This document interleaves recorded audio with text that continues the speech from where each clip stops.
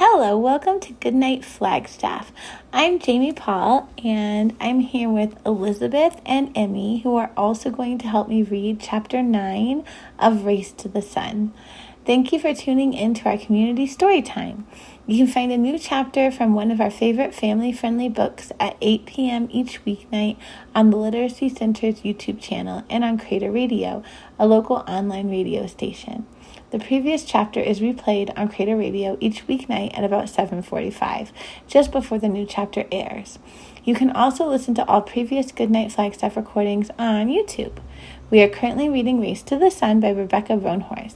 If you'd like to check it out to read along with us at home, it is available in the Hoopla app with your Coconino County and Flagstaff City library card. Check one out today. Please email us if you'd like to join our team of readers and connect with your community through stories. All ages are welcome.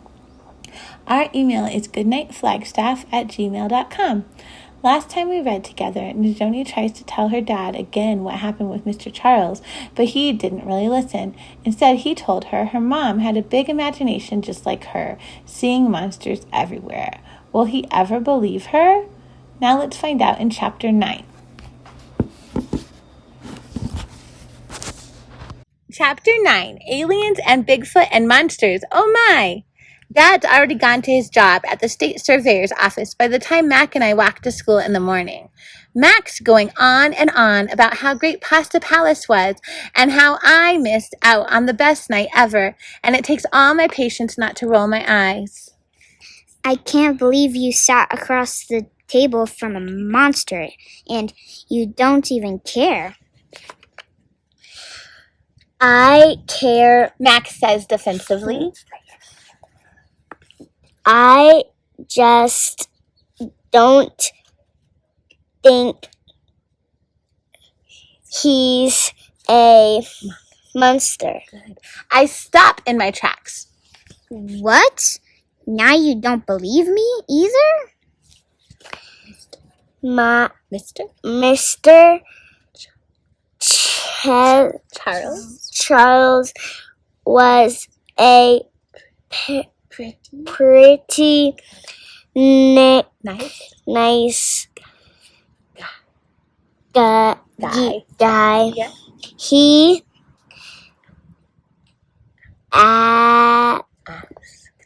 asked me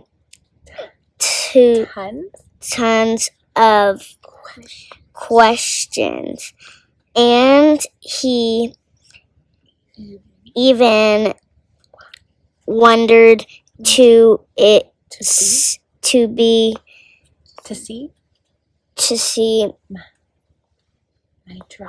my drawings. Good. I throw up my hands and start walking again. Because he was trying to figure out if you have a special power. Mac perks up. Cool.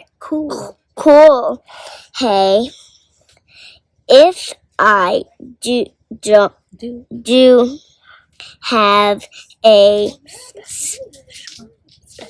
special power, I wonder if I can use it on Adrian Cuttlebush. What special power? Yep. I don't know.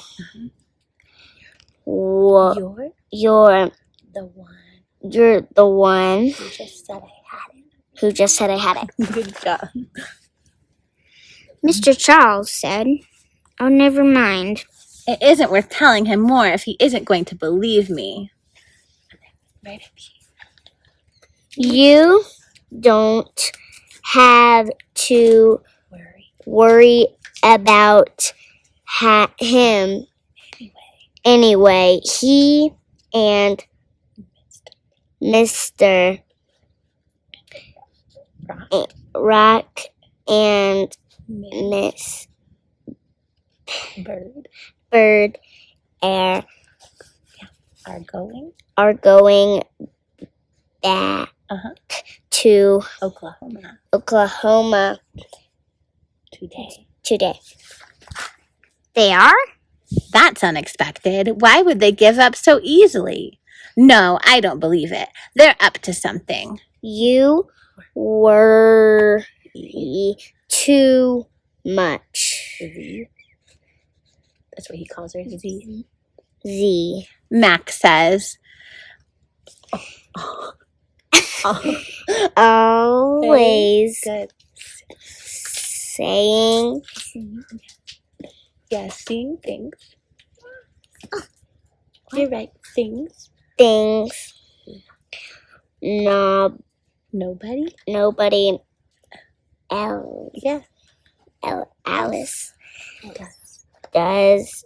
I think I think it makes you a little. He widens his eyes and twirls a finger next to his temple. I was about to describe my dream about Mr. Yazzie, but now I don't want to. If Mac already thinks I'm nuts, what would he say about a stuffed horned toad that came to life? School comes into view and Mac speeds up. Mac. Say I want. Let's. Mac. I want to make. I want to make it to close class before Cuddlebush.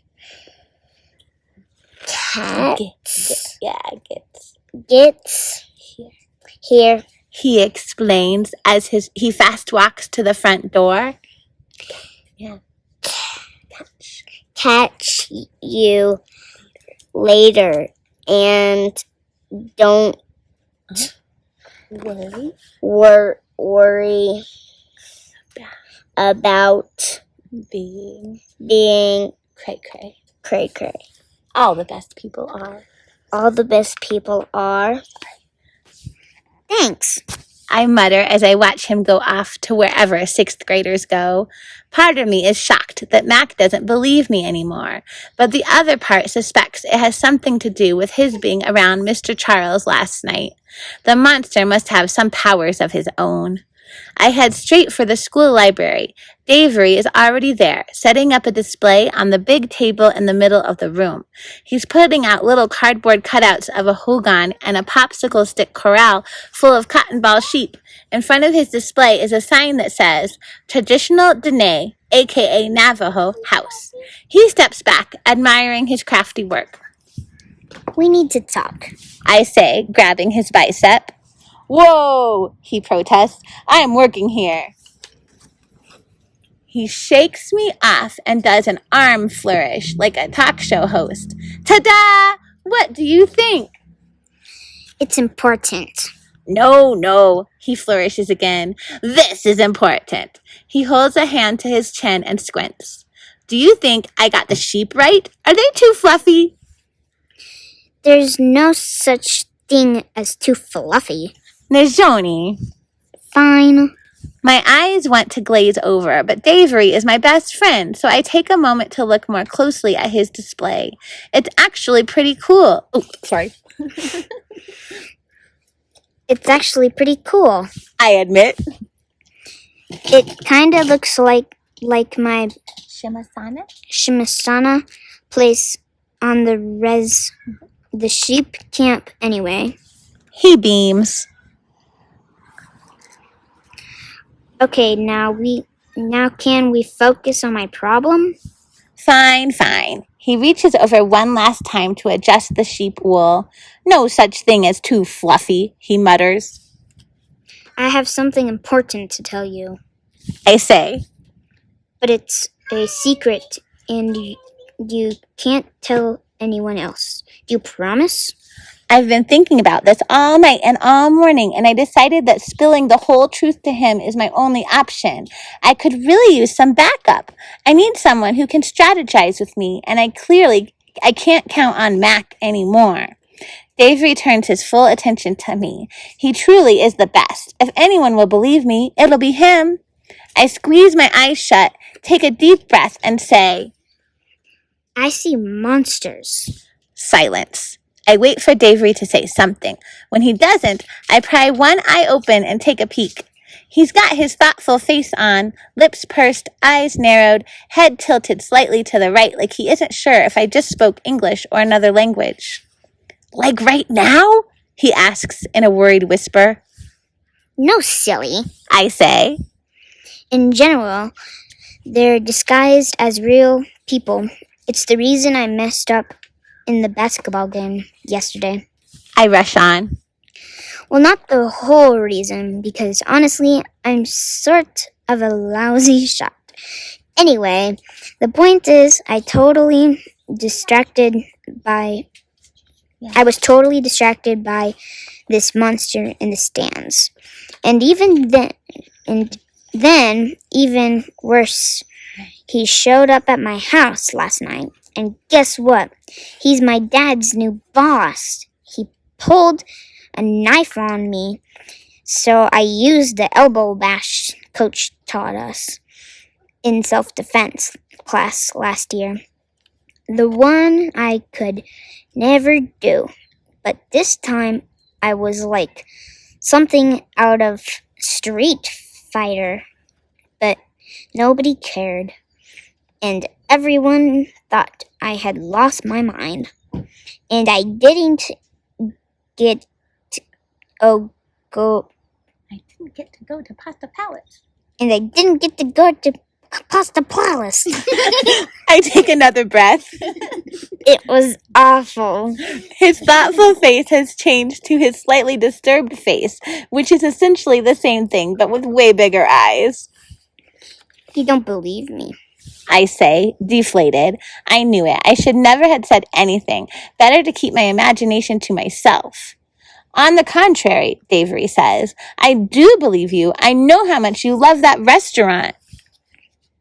You really believe me? I shout. Shh! We both turn. The librarian is staring at us, finger to her lips. Sorry.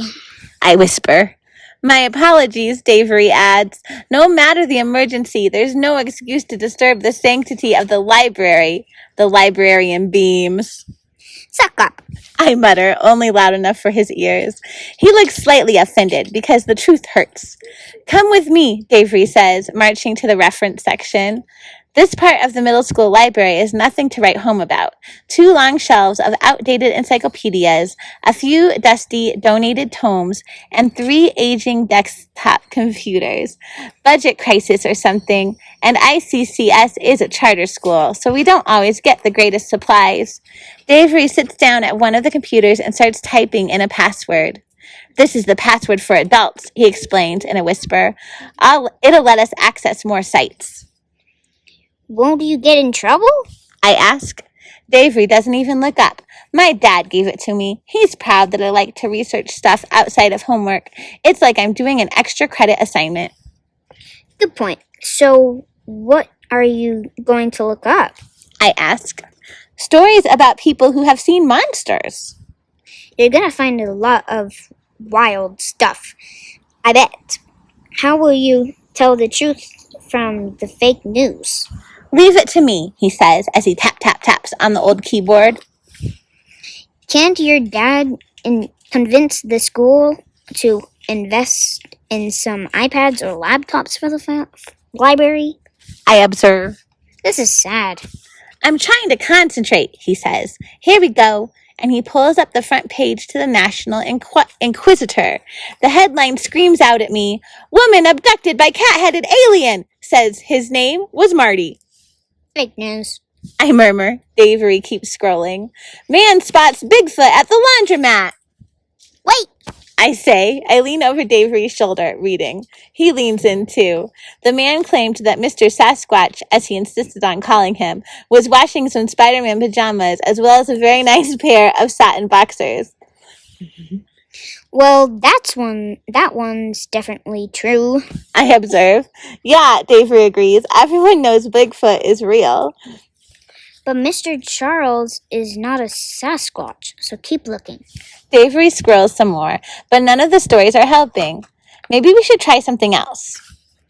Try Googling his name, Mr. Charles, and the name of his company, Landrush Oil and Gas. Davery types the information in and hits enter. The screen fills with all kinds of articles and photos. Stories about Mr. Charles meeting the President of the United States with shots of them shaking hands. Several pieces about Mr. Charles and Landrush Oil and Gas being sued by tribal governments to stop them from using their land for fracking. And more pictures of protesters outside the Landrush headquarters with banners and signs that say things like, "No pipelines on sacred lands," and "honor the treaty rights." He seems like a really bad dude, Davery observes. There's one thing I want you to look up. Say Nashe Asa. Nashe. Can you spell that? I do my best to spell out the name Mr. Yazzie told me in the dream. I must do a good job because Davery hits enter and over 600 entries come up. Spider Woman? Davery asks. One of the Navajo holy people. I say, reading over his shoulder.